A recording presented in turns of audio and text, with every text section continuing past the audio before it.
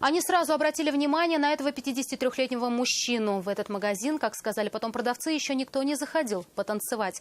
Стиль танца описали как неадекватный. И тогда не видели другого выхода, как вызвать полицию. Чем это обернулось, знает Анна Граднова. Мужчина, за что вас задержали?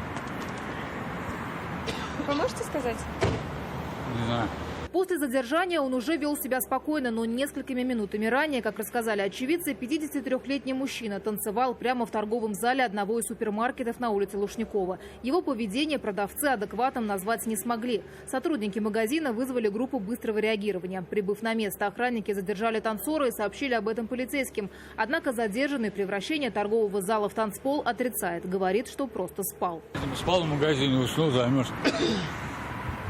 Здесь спали на улице? Да. А почему спали? Негде было переночевать, не успел на автобус обратно ехать.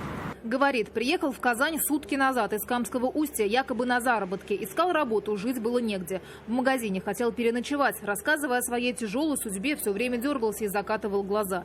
Полицейские, так же как и продавцы, стали подозревать, что мужчина находится в наркотическом опьянении. Их сомнения переросли в уверенность, когда они приступили к личному досмотру задержанного в присутствии понятых.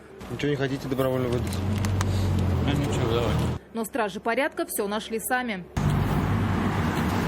Что в шприце? Что в шприце? Да. Не знаю, что там в шприце.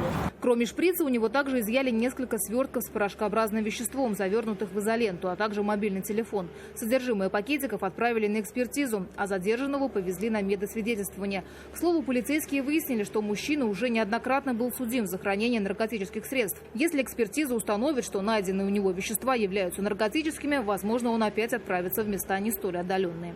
Анна Городнова, Нафиса Минязова, Наиль Абдуллин. Вызов 112.